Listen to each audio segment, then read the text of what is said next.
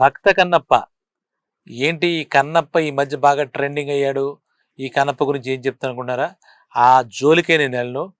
బాపు కన్నప్ప అంటే బాపు రమణల సృష్టి ఆ భక్త కన్నప్ప గురించి అంటే సుమారు 57 1976లో స్టార్ట్ అయింది. ఇది ఈ 2026కి 50 పూర్తవుతుంది. అంటే ఇప్పుడు 50వ సంవత్సరం నడుస్తుంది కాబట్టి ఆ సందర్భంగా అదొక భక్తి రసాత్మక కావ్యం. దృశ్య కావ్యం అని కూడా మనం చెప్పుకోవచ్చు. బాబు గారు ఎన్నో అద్భుతాలు తీసుకున్నా ఇందులో ఇది కూడా ఒక అద్భుతమైన సినిమాగా మనం చెప్పుకోవాలి. 50 ఏళ్ల సినిమా గురించి ఈరోజు కూడా మనం మాట్లాడుకుంటూ ఉంటే దాని గొప్ప ఏమిటో తెలుసుకోవచ్చు. అది ఎందుకు మాట్లాడుకోవాలన్నా కూడా నేను చెప్తాను మీకు. ఎప్పుడో సంపెంగ పూలు ఉండేవి. ఆ సంపెంగ పూలు చాలా స్మెల్ ఉంటాయి. ఆ చెట్టుకి పాములు కూడా దగ్గర ఆ స్మెల్‌కి ఆకర్షితులై వస్తాయంటారు. ఆ సంపెంగ పూలు ఇప్పుడు కనపట్లే. కానీ ఆ సంపెంగ ఫ్లేవర్ మన సెంట్ రూపంలో వస్తుంటే ఆ సెంట్ మనం కొట్టుకుంటున్నాం. అలాగే ఇప్పుడు 'భక్త కన్నప్ప' ఈ సినిమా ఇప్పుడు మనకు కనపడకపోవచ్చు. కానీ ఆ 'భక్త కన్నప్ప' సెంట్ మనం కొట్టుకుంటున్నట్టుగా దాన్ని సమీక్షించుకుంటామన్నమాట. అంటే ఓల్డ్ ఈజ్ గోల్డ్ అంటాం కదా! అలనాడు అన్నీ అణిముత్యాలన్నట్టుగా ఈ 'భక్త కన్నప్ప' గురించి నేను మీకు కొన్ని ముఖ్యాంశాలు చూస్తే, ఆహా! ఇంత చరిత్ర ఉందా మనకి అని మనం ఆనందపడడం ఖాయం. సరే దీనికి చెప్పుకుంటే ముందు చాలా చిన్న అంటే తెర వెనక కథలు ఉంటాయి. ఆ తెర ముందు ఎన్నో రికార్డులొచ్చింది. అటువంటి 'భక్త కన్నప్ప' విషయం వస్తే అది యాక్చువల్‌గా బాపు రామభక్తుడు. బాపు నోట మెంట రామ, ఆయన చేతి గీత గీస్తే రాముడు, నోట మాట్లాడితే రాముడు. ఆయన మాట రమణుడు, రాముడు తప్పితే ఆయన జీవితంలో ఇంకెవరు లేరేమో. రమణ అంటే ఆయన మిత్రుడు ముల్లపూడి వెంకటరమణ. రాముడు అంటే ఆయన నిత్యం కొలిచే, ఆయన శ్వాసించే రాముడు. అటువంటి అటువంటి రామభక్తుడైనటువంటి బాపు శివభక్తుడి కథ తీయడం ఏంటి ఫస్ట్? దానికి ఒప్పుకోవడం ఏంటి? అదే నాకు అర్థం కాలే. అసల. ఎందుకంటే అంతకుముందు ఆయన తీసినటువంటి సోషల్ డ్రామాలన్నిట్లో కూడా రామాయణాన్ని ఎక్కడో అక్కడ ఉంటే గాని ఆయన చేయడు. ఎందుకంటే ఆఖరి సినిమా 'రామరాజ్యం', 'శ్రీరామరాజ్యం'. ఆ 'శ్రీరామరాజ్యం' వరకు తీసుకుంటే ప్రతి సినిమా రామ, రామ, రామ. అయితే ఈ ఒక్క సినిమాలో మటుకు మరి అలా శివలీల జరిగిందో, రాముడే శివుడు సినిమా తీయమన్నాడో తెలియదు గానీ, శివభక్తుడైనటువంటి కన్నప్ప బాపు గారి చేతిలో వచ్చిందని చెప్పి మనం అనుకోవాలన్నమాట. అదొక వింతగా అనిపిస్తుంది. బట్ జరిగింది కాబట్టి శివకేశవులకి ఇద్దరికీ భేదమేముంటుంది? రాముడికైనా, శివుడికైనా భేదం ఏముంటుంది? రాముడే శివుడిని ప్రతిష్ఠించాడు కాబట్టి రామేశ్వరం అయిందది. అంటే అవన్నీ కాదు సరదాగా చెప్పుకున్నాం. తర్వాత ఈ సినిమా చూసుకుంటే గనక ఆ 1970 ఆ దశకంలో చూసుకుంటే గనక సోషల్ డ్రామాలు ఎక్కువుండేవన్నమాట. అంటే మైథలాజికల్ అవన్నీ తగ్గాయి. హిస్టారికల్ తగ్గి సోషల్ డ్రామాలకు బాగా ఊపందుకున్న టైంలో కృష్ణంరాజు గారు ఎంట్రీ చేసినప్పుడు కృష్ణంరాజు గారికి ఆయన అనుకున్నటువంటి అంత సూపర్ డూపర్ క్యారెక్టర్‌లు ఏం తగలలేదని చెప్పాలి.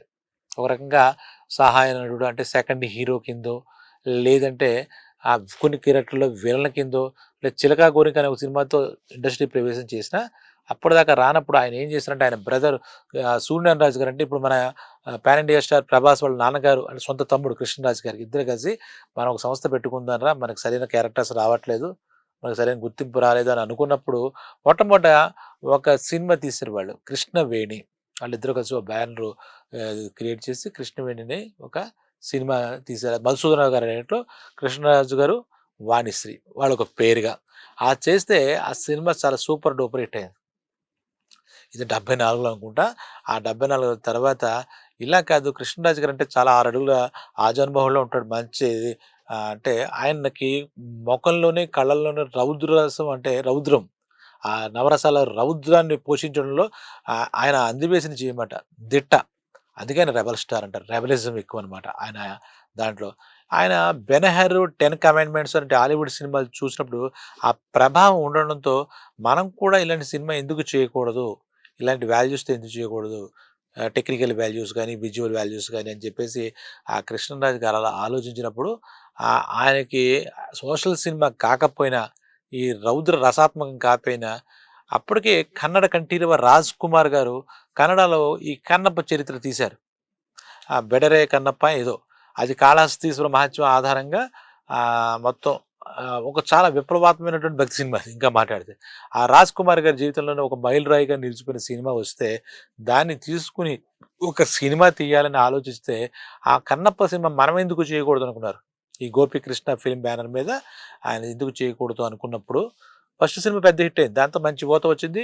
కృష్ణరాజు గారికి 'కృష్ణవేణి' సినిమా తర్వాత మంచి స్టార్‌డమ్ వచ్చిందని చెప్పాలి. రెండోది ఈ రకంగా తీసుకోవాలన్నప్పుడు ఆ ఫస్ట్ సినిమా ఎవరైతే డైరెక్ట్ చేశారో మధుసూదన్ రావు గారు ఆయన్నే చేద్దామని చెప్పి ఈ రాజ్ కుమార్ గారి సినిమా అది చెప్తే అది మరి ఏంటో తెలియదు కానీ ఆయన కమ్యూనిస్ట్ భావాలు గల మధుసూదన్ రావు గారు కమ్యూనిస్ట్. అయినప్పటికీ కృష్ణరాజు అడిగాడు మొట్టమొదటి సినిమా ఏంటి కదా చేద్దాం అనుకుని దానికి శ్రీకారం చుట్టి స్క్రిప్ట్ అది తయారు చేసుకుని అంతా చేసుకున్నారు. అలాగే ప్రముఖ మ్యూజిక్ డైరెక్టర్ అంజలీదేవి గారి భర్తన ఆదినారాయణ గారి చేత 2 పాటలు కూడా చేయించారు. అన్నీ జరిగిన తర్వాత అక్కడ ఎక్కడో మరి ఆయనకు మనసు నచ్చలేదు. ఏ అనివార్య కారణాలు వచ్చేది తెలియదు కానీ ఆయన ఇది చేయలేనయ్యా అని చెప్పి అబ్బాయి అని చెప్పి చెప్పేశారట. అప్పుడు ఈ 2 పాటలు అయిపోయాయి ట్రాక్స్, స్క్రిప్ట్ రెడీ అయిపోయింది. ఆ ఆ టైంలో ఏం చేయాలి మరి ఈ సినిమా ఇలా అయిందని అనుకున్నప్పుడు కృష్ణరాజు గారు మటుకు ఆ సినిమా కథ మీద ఆ క్యారెక్టర్ మీద చాలా హోప్ఫుల్గా ఉన్నాడు ఆయన. అప్పుడు అదే టైంలో 75 ముత్యాల ముగ్గు సినిమా అని చెప్పి ఒక సినిమా తీసిన బాపు గారు మంచి ఫామ్లో ఉన్నారు. ముత్యాల ముగ్గు అంటే ఇండస్ట్రీ హిట్ అది. ముత్యాల ముగ్గు బాపు రాముల సినిమా. ఆయన అప్పుడు మధుసూదన్ రావు గారు ఎప్పుడైతే డ్రాప్ అవుట్ అయిపోయారో వెంటనే ఆయన కలిసారట. ఈయన కలిసి బాపు గారు మీరు ఈ సినిమా చేసి పెట్టాలి అన్నప్పుడు ఆలోచించి ఈ స్క్రిప్ట్ కొంచెం మార్చాలి నాన్న అని చెప్తే మీ ఇష్టం అండి ఆయన చేయట్లేదు మరి ఈ సినిమాని ఎలాగంటే సరే మొత్తానికి చేయడం కానీ ఒప్పుకున్నారు బాపు గారు. అది మన రమణ మొత్తం కొంచెం మార్చాలి స్క్రిప్ట్ ముళ్ళపూడి రమణ గారు అన్నప్పుడు సరే మీరు ఏం చేసినా మీ చేతిలో పెడుతూ మీరు ఎలా చెప్తే అలా చేద్దామండి అంటే కృష్ణరాజు గారు వాళ్ళ బ్రదర్ సూర్యనారాజు గారు అంటే అప్పుడు ఆయన ఆ ప్రాజెక్ట్ని స్వీకరించడం జరిగిందనమాట. బాపు గారు ఒప్పుకోవడం జరిగింది.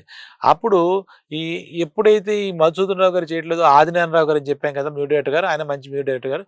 ఆయన కాకుండా ఆయన శిష్యుడైన సత్యం సంగీతం సత్యం చల్లపిల్ల సత్యం గారి ఆయన మ్యూజిక్ చేయమని అడిగితే ఆదినారాయణ గారు చెయ్యి మరి మన సినిమా కదా అన్నప్పుడు సత్యం గారి సినిమాకి సంగీతం అందించారు.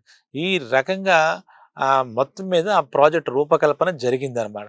ఆ కథను కూడా రమణ గారు తనదైన శైలిలో చాలా అంటే ఆ కన్నప్ప సినిమా మామూలుగా ఉంది. కన్నప్ప కళ్ళు శివుడికి కళ్ళల్లోంచి రక్తం కారుతోంది.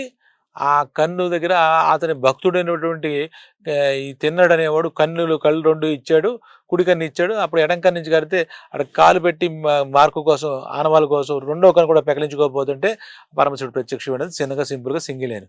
కానీ దీన్ని ఇలా మారిస్తే బాపు రమణ ఎందుకు అవుతారు?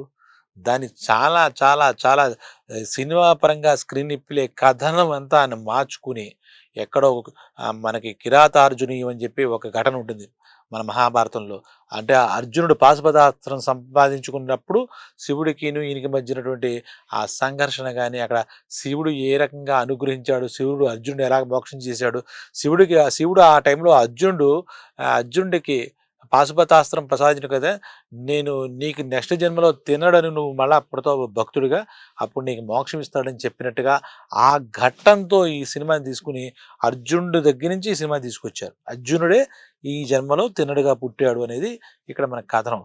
అది కాకుండా ఆ భక్తి కనుక సినిమా ఇప్పుడు కూడా యూట్యూబ్లో మనం చూస్తే చాలా చాలా చాలా వాళ్ళు ఎంత అద్భుతంగా మలిచారు అందులో అంటే ఆ తిన్నడు అంటే ఒక కోయిగూడెం రాజుకి ఆ తిన్నడు దొరుకుతాడు. మామూలుగా అయితే ఆయన పుట్టాడని ఉంటుంది. చరిత్రలో మనం దూరకూడదు, ఎందుకంటే చరిత్రలో ప్రమాణాలు మనకు కనపడవు. ఎప్పుడో కాళహస్తీశ్వర మహత్యం అని చెప్పి ఆయన రాశాడు. కాళహస్తి గుడి నిజం, తినడు నిజం, కానీ కన్నప్ప తినడంటే దాంట్లో ఏది ముందు జరిగింది? ఆయన అడవి పంది మాంసం పెట్టాడా శివుడికి, లేడి మాంసం పెట్టాడా, జింక మాంసం, ఇలాంటివి అక్కర్లేదు. కానీ ఆ జనరంజకంగా అప్పుడు వాళ్ళు మలచాలనే ఉద్దేశంతో అర్జునుడి ఘట్టంతో అర్జునుడి యొక్క ఘట్టంతో సినిమా ప్రారంభించాడు. అక్కడ ఆ తర్వాత ఏంటంటే ఆ గూడెం రాజుకి నీల అని కూతురు ఉంటుంది. అంటే ఈ సినిమాలో మనకు వాణిశ్రీ అనమాట. ఈ సినిమా ఊరికే అవుట్లోనే చెప్తాం, మొత్తం మీరు చూడండి, యూట్యూబ్లో ఉంటుంది, డెఫినెట్లీ యూ విల్ ఎంజాయ్. అలాగే బాపు రమణలకి కృష్ణరాజు గారికి లేరు, వాళ్ళకి హ్యాట్స్ ఆఫ్ చెప్తారు. అలాగే సంగీతం అందించినటువంటి మన సత్యం గారు కానీ ఆ టెక్నికల్గా ఇప్పుడు గ్రాఫిక్స్ ఏమీ లేని రోజుల్లో 50 సంవత్సరాల క్రితం ఒక భక్త కన్నప్పనే ఒక భక్తి రసాత్మక దృశ్యకావనైన వాళ్ళు ఎలా మలిచారు, ఒక కళాఖండంగా ఎలా మిగిల్చారు, హెడ్స్ ఆఫ్ అని చెప్పకుండా మనం ఉండలేమన్నమాట ఆ సినిమా కోసం.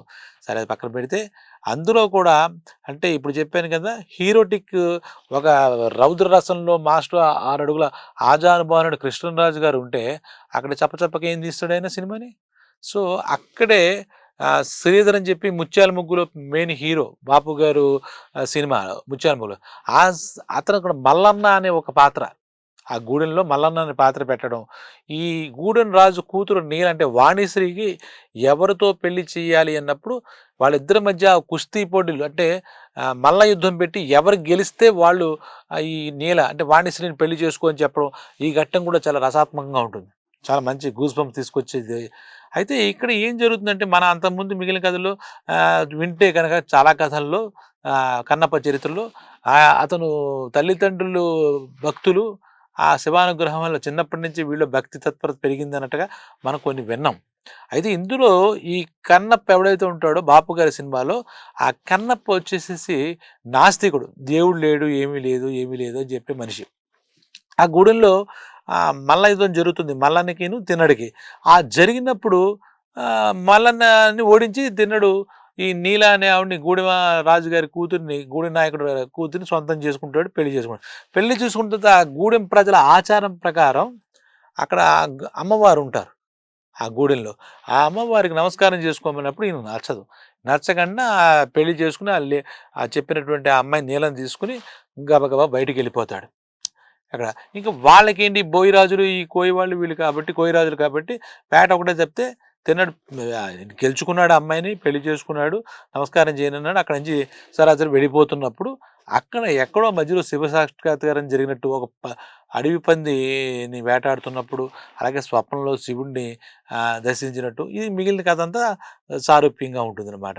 అక్కడ చూస్తే ఇటువంటి సినిమాకి ఇటువంటి భక్త కన్నప్ప భావోద్వేగమైనటువంటి భక్తి రసాత్మక చిత్రం అంటే కన్నీ చేస్తున్నప్పుడు అలా మనకి కళ్ళల్లోంచి నీళ్ళు వస్తాయన్నమాట. కృష్ణరాజు కనపడ్డు నిజంగా భక్త కన్నప్ప ఇలా ఉంటాడా అన్నటువంటి లేని నా అంటే అందులో నాకు కరెక్ట్గా మీకు చెప్పలేకపోవచ్చు కానీ మొళ్ళపూడి రమణ గారు అంటేనే ఆయన మాటల మాంత్రికుడు. ఇప్పుడు అంటున్నాం కానీ నిజమైన మాంత్రికుడు, మాయలో పడేస్తాడనమాట. శివయ్య నా కన్నుతో ఈ లోకాన్ని చూసేవయ్యా, నీ వెలుగుతో నేను నిన్ను చూడాలయ్యా అంటే కళ్ళు రెండు వెళ్ళిపోయిన తర్వాత ఏం చేస్తాడు ఆ డైలాగ్ ఒక్కటి ఆడియన్స్కి ఆ రోజు అందరికి వాళ్ళందరి కళ్ళల్లో నీళ్ళు తిరిగాయి. ఇప్పుడు ఈ కన్నప్ప కళ్ళల్లో ఆ కన్ను పెకిలించి వేసినప్పుడు రక్తం వస్తే ఆ చూసిన ఆడియన్స్ హృదయం ద్రవించి అవి కన్నీళ్ళ రూపంలో కళ్ళల్లోంచి వచ్చాయి. అంతటి రసాత్మకంగా అనమాట, అంత కరుణాత్మకంగా ఈ రౌద్ర రసం భక్తి రసంలోంచి అంత అంటే అలా సినిమాని అంతలా ప్రజెంట్ చేయొచ్చు. దృశ్య మాధ్యమం ఇది. ఈ దృశ్యక సినిమా తెర మీద మామూలుగా జరుగుతుంది, వాళ్ళంతా నటులు నటిస్తుందని తెలిసిన అంతలా ఆడియన్స్ మమేకం అయిపోయారు ఆ సినిమాతో.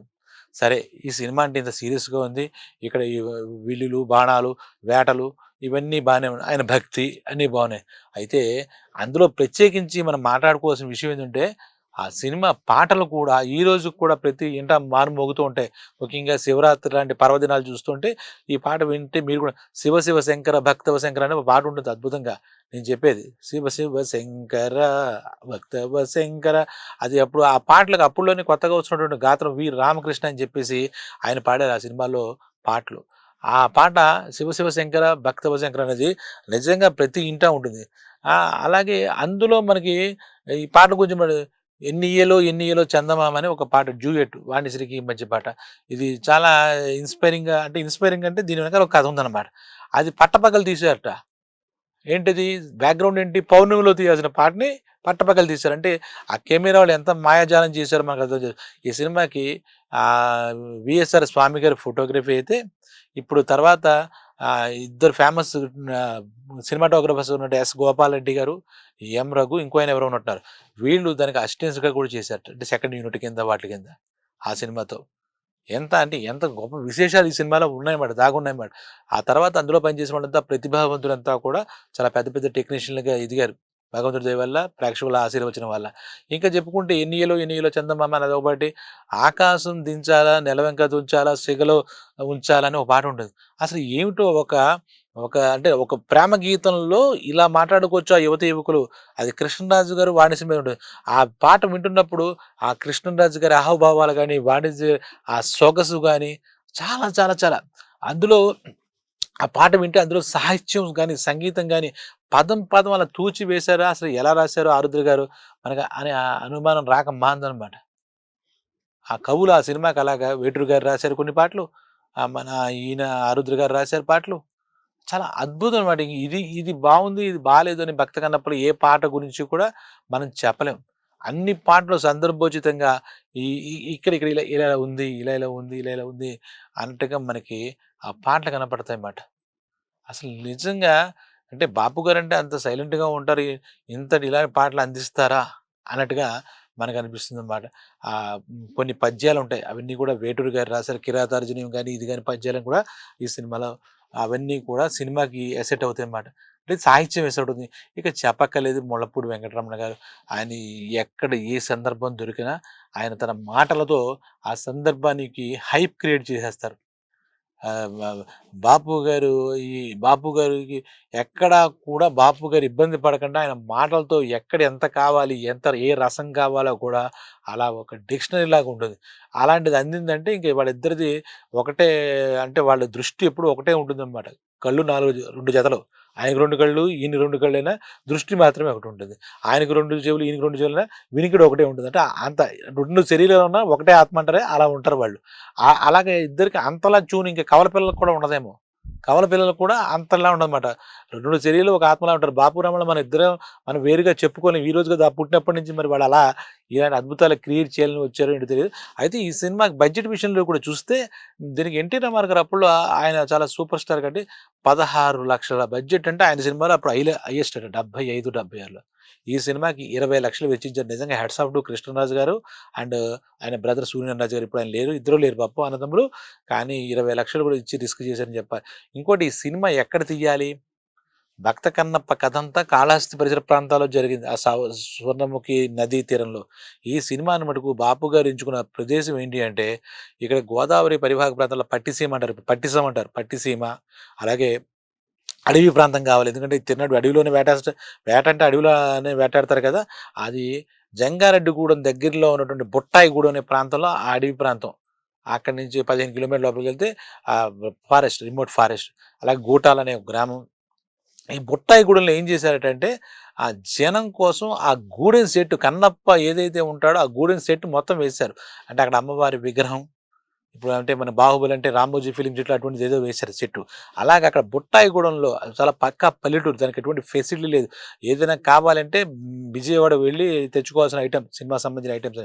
అక్కడే సుమారు 70 రోజులు మొత్తం టెక్నీషియన్స్ ప్రతి ఒక్కడు చిన్న లేదు, పెద్ద లేదు అంతా అక్కడే ఉండి వాళ్ళకి అలాగే వాళ్ళకు నియమబద్ధంగా వారంలో 6 రోజులు చేసి మిగిలిన ఏడో రోజు విందు వినోదాలతో కాలక్షేపం చేసి అక్కడ కన్నడి కుటీరం గాని, ఈ మల్ల యోధులు కదా వాళ్ళు. మల్ల యుద్ధం జరుగుతున్నప్పుడు ఆ సెట్ గాని, మొత్తం కన్నప్ప కుటీరం గాని, ఆ రాజుగారి సింహాసనం గాని మొత్తం అంతా అక్కడే ఈ సెట్ ఆర్ట్ అసిస్టెంట్లు వీళ్ళంతా వచ్చి అది తయారు చేసి అదంతా అప్పుడు నిజంగా ఆ రోజుల్లో తిన్నటి కాలంలో సెట్సా అన్నట్టుగా ఆ ప్రాంతంలాగా ఒక బుట్టాయిగూడెం అన్నట్టుగా మనకి అక్కడ ఆ రకంగా తీశారనమాట.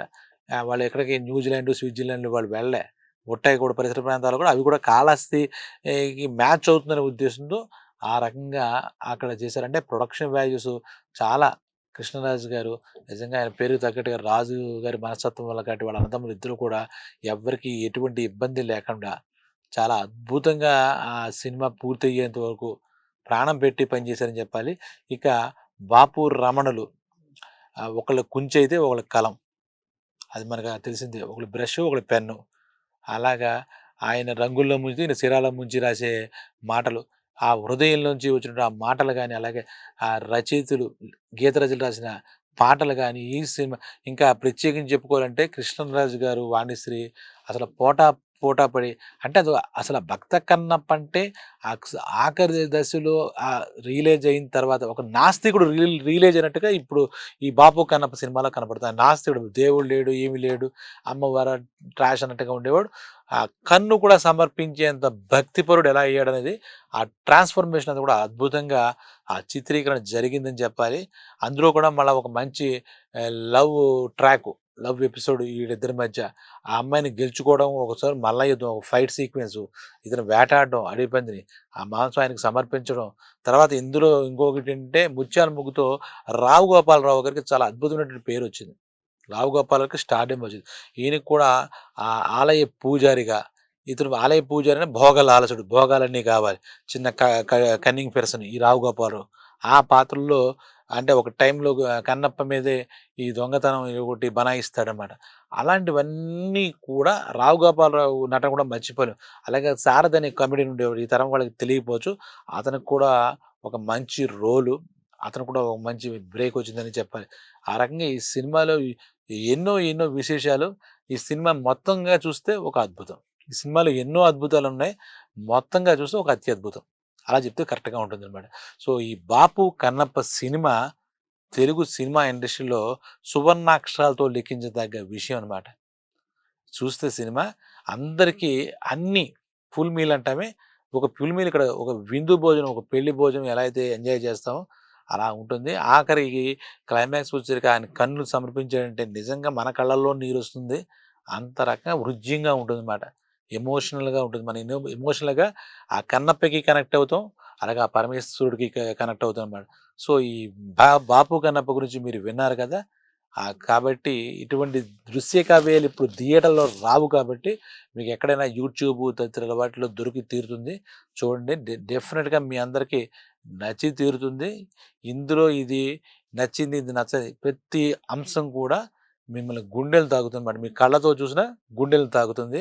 మీరు కళ్ళు మూసుకొని విన్నా ఆ పాటలు మీ చెవుల్లో గింగురు తిరుగుతాయి. ఆ మాటలు చెవుల్లో గింగురుతాయి. ఆ పరమేశ్వరుడు కూడా మీ కళ్ళ ముందు కనపడతాడు. అందులో డౌట్ లేదు మాట. సో, కన్నప్ప గురించి అంటే భక్త కన్నప్పే. కానీ ఇప్పుడు ఈరోజు మనం మాట్లాడుకున్న మాటలో బాపు కన్నప్ప ఒక అద్భుతమైనటువంటి కళాత్మక దృశ్యకావ్యం ఒకటే కాదు. భక్తి రసాత్మక దృశ్యకావ్యం కూడా చెప్పుకోవచ్చు. సో, ఈ కన్నప్ప గురించి విన్నారు కదా! డెఫినిట్‌గా మరో సినిమాతో మళ్ళీ మీ ముందుకొస్తా. సెలవు.